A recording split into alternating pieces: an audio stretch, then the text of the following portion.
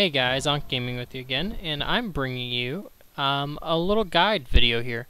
Now you've probably seen a few of my videos where I'm soloing chronicles and different stuff like that. And typically when I'm doing that, I'm wearing my good gear. Like I have some HK pieces. I have a lot of gear in my backpack. I have a tank set, crappy PvP set, but I have fairly good gear. And a lot of times when I'm doing that, I'm in Tier 1 or Tier 2 even raid gear. So some HK pieces and a lot of just raid loot drops. So I'm pretty fairly geared, so that stuff's fairly easy. Now if you're a new rogue, one thing you may be wondering is like, alright, well, he's geared, but where do I start? And that's the point of this video, guys, is you're a new 50, and to simulate what it's like to be a new 50, I'm out here on Ember Island, which was like insta-death room when I hit 50. But to simulate being a new 50, I went ahead and went to the auction house and picked up some wonderful, wonderful green gear. So let's just see here. We have crappy helmet. This is mostly just level 50 stuff that I picked up for 20 gold a piece in the auction house. Now, I do have a lot of planner levels, which give me some extra stats. So I have, I have a lot of extra stats, but in reality, when you hit 50, you're going to have some quest gear that's much better than the junk I'm using. So that's fair to me, I think. I don't have a trinket, I don't have any set pieces, I don't have anything. Now I do have my source machine. And you would have a source machine. It wouldn't be nearly as good as mine. This is my DPS source machine that I currently use. It's not like perfect because it was before I was crit capped, but it's a pretty good source machine. So I figure since I'm not, most new 50s would probably be a little better geared than this. They may even have enough money to buy at least one crafted piece or something. They'd probably have a couple blues. They'd have to be better off than this. So I figure my source machine and my planner levels kind of balance it out. Maybe I'm a little above a new 50, but in reality, not too much. It should be fairly similar. Now, for my spec, this is similar to the solo spec I use. My solo spec, I have a little less tankiness in there than this one has, but this is what's called a blood stalker. A lot of people use this, or it's kind of like a blink blade. Your main thing is your assassin. Now, the key parts here that you want is you need to get your poison mastery and your poison potency. Other than that, you're focusing on your single target and your crit abilities. So you definitely want 5 in Ruthlessness. Improved Fatal Blow helps, but this is not a required skill. Serrated Blades is required. Puncture is very good. Murderous Intent are very good. So you want those. Next, you want Cruel Vengeance. You want to max these ones that I'm saying are must. You definitely max them out. So Cruel Vengeance, then Magnify Pain. Backstab's not totally critical because when you're soloing, you don't hit mobs in the back. So really, backstab is optional. Now, when you are grouping and stuff, if this is your main spec and you don't have a lot of specs unlocked, it is a good one to have. Also, Poison Potency, this is one of the key ones. Your poisons do more damage, and Poison Mastery. You're more likely to trigger your poisons, and you get a higher attack power bonus. The last, what I would consider necessity out of the assassin tree, is Physical Trauma. Now this one increases the damage from your puncture, which you use a lot, and your impale. Impale is one of the reasons to go 32 points. Now if you don't go 32 points, you could get away with going like 28 points or so in here, but I'd recommend getting 32. The reason is because puncture does a lot, or impale does a lot of damage, and physical trauma helps. Puncture is also a fairly good skill. So if we look here on my impale, it does 1792 over, what's that, over 20 seconds, but that's my highest damage finisher. So if the fight's going to last a little while, that's going to do the most possible damage for you. Now next is Blade Dancer. This is a tree you can really tweak around. If you need a little extra tanking, like a little extra durability, you can put points in quick reflexes. I don't. I just put them here in Blade Finesse. Increases the attack power bonus of your finishers by 25%.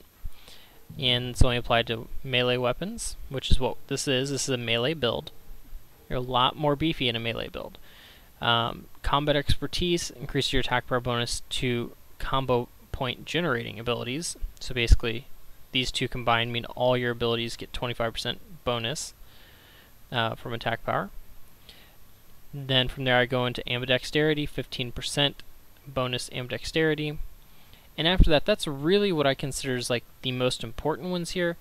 But I do want to have enough points to get Precision Strike. I think that requires 16, maybe it's not. But I went ahead and put 16 points in here, and where I put the last point is up here in Blade Tempo. This is an amazing skill. It only lasts 15 seconds, but your physical damage abilities, which are all your non-poisons, do 30% more damage. That's very nice. Now optionally, you could take some out of Ambidexterity and pick up Reprisal, which is a great skill. It actually does a lot of damage, and Strike Back. Those are two good skills. Blade and Fury is really good too, but those are the ones that are actually the most useful here. So if you dumped one of these, like Combat Expertise, you could dump, or Ambidexterity, you could load these out. But really, this is the way I would go. And then Riftstalker. In Riftstalker, I don't really know why I have improved Rift Guard. I don't think it really does a whole lot for you, but I have it in here. The main thing you want is 5 points in Unseen Fury, which increases your attack power. You want Exceptional Resilience is something that helps out in raids from raid-wide damage, but it'll help you out in this build too, just to take a little less damage. I went ahead and got Boosted Recovery. These two really are kind of optional once you get more gear, because when you're out in the open world for a solo build, you won't be taking a ton of damage where these like really come into play. But they're good if you're under geared. One of the best things you get from being a Riftstalker is you get your leaps and you get Rift Guard, which will just help mitigate some damage.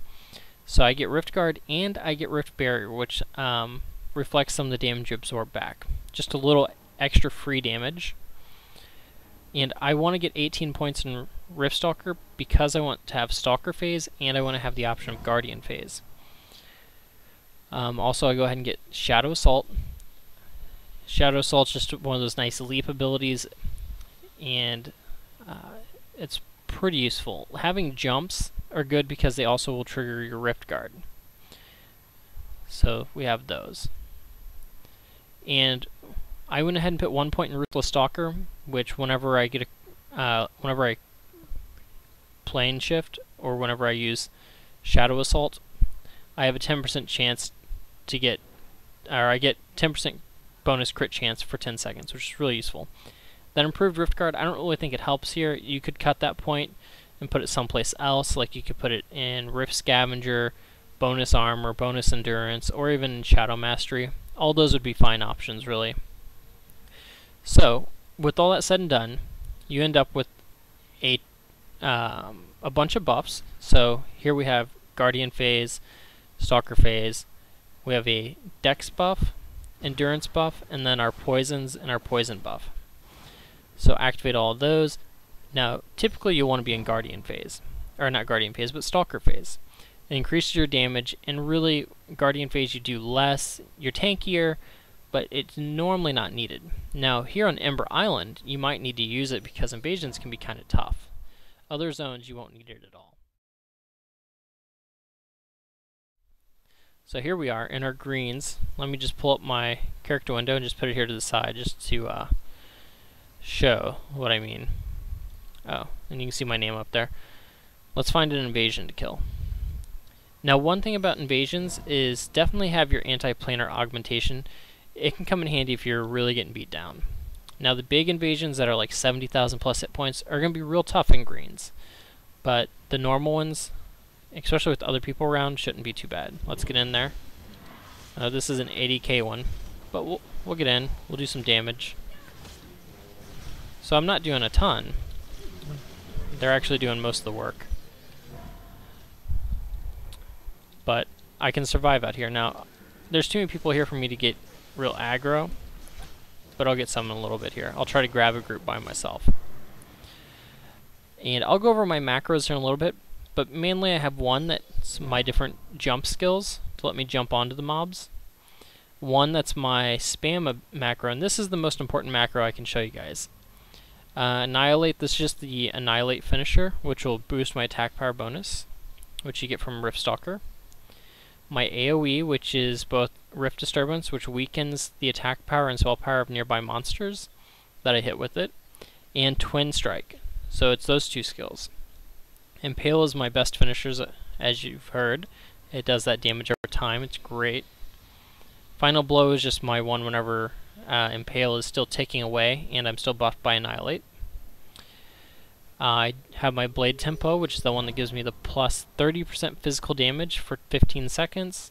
An Interrupt skill, Weapon Barrage, very useful at silences, sidesteps, which gives you plus 50% dodge. Very good. If you're in a tricky situation and you're being attacked by a bunch of mobs, it'll save your booty. And then Compound Attack. Compound Attack is an AoE finisher. It's very nice whenever you're clearing a big group of mobs. So we're just killing a couple more guys here. So see, I do fairly decent damage. If you can see up here in my log, I can do about 700 single target DPS in all greens with this Junkyard. Maybe I can get a couple of these aggroed on me. We'll try. Probably not. Now my AoE is obviously going to be better than single target. There's just too many people here. I don't think I'm going to get a single one aggroed on me.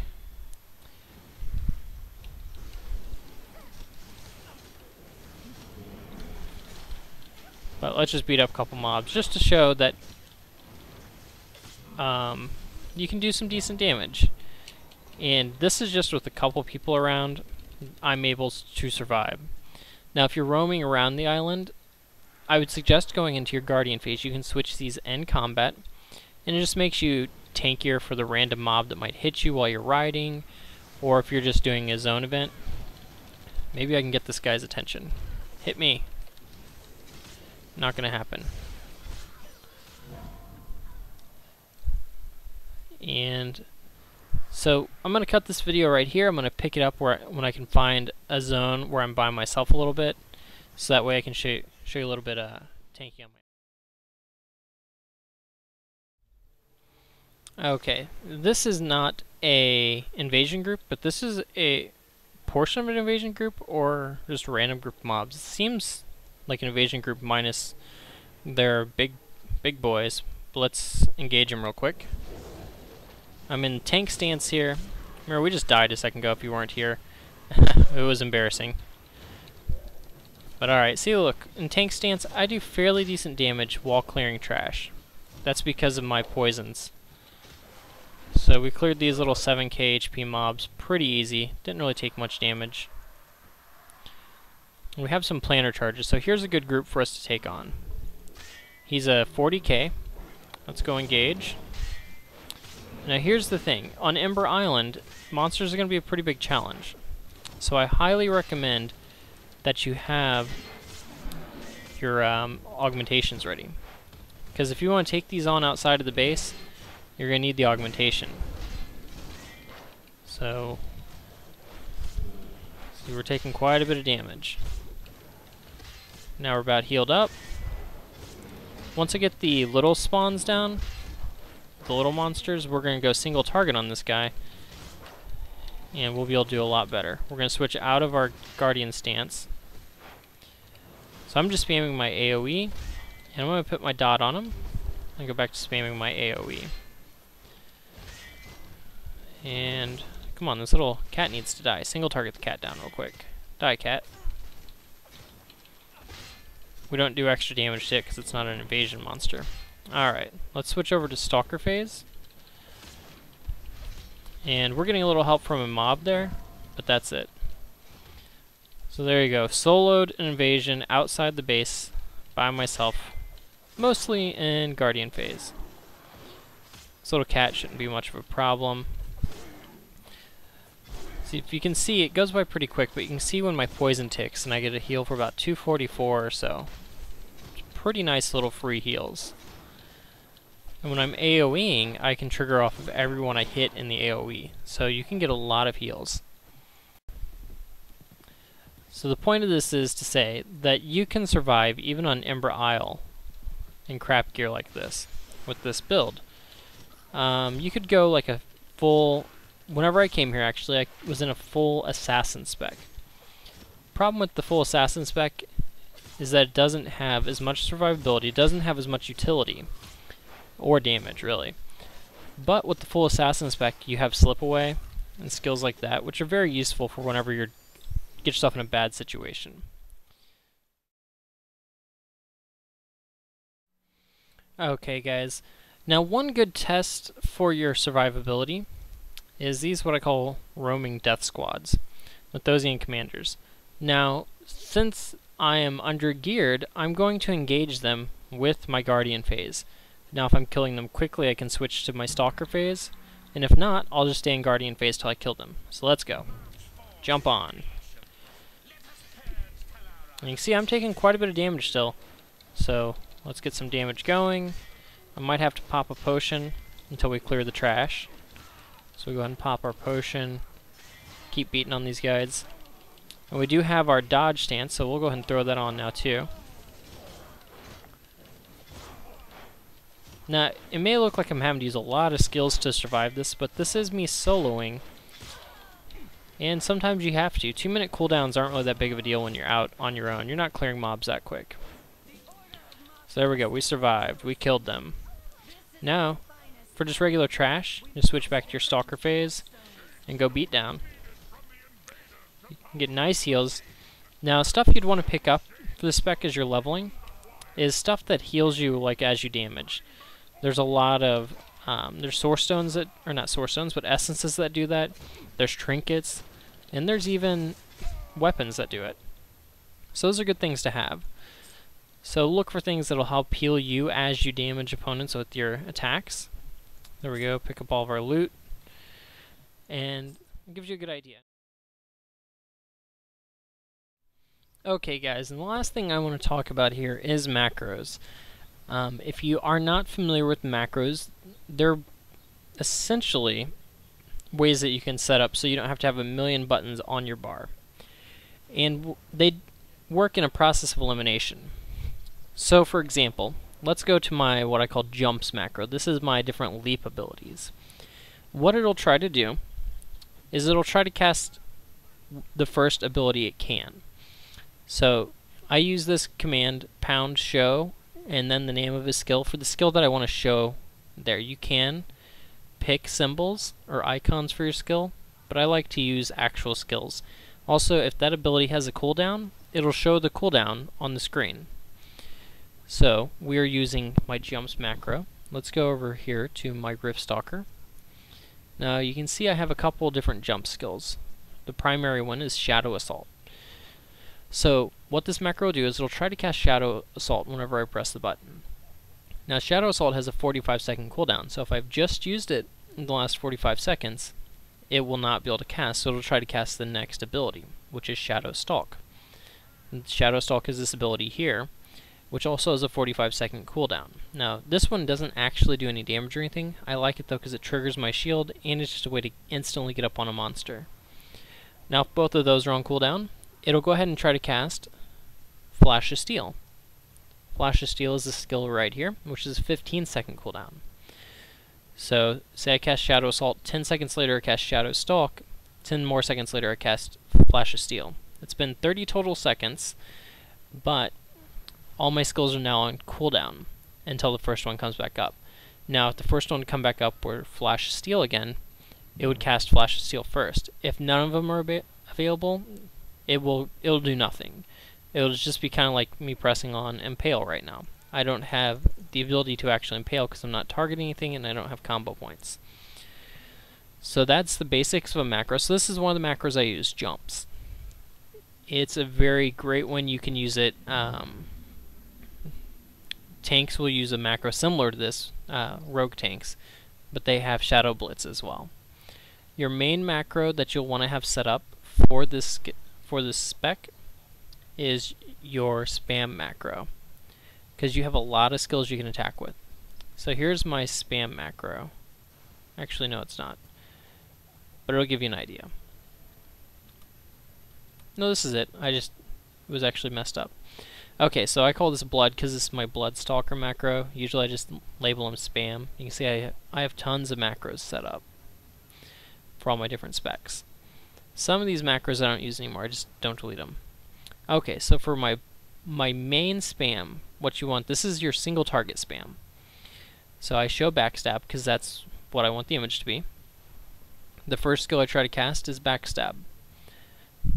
And it has a 6-second cooldown, but also you have to be behind the monster. So if you're soloing and the monster's facing you, it'll always skip backstab.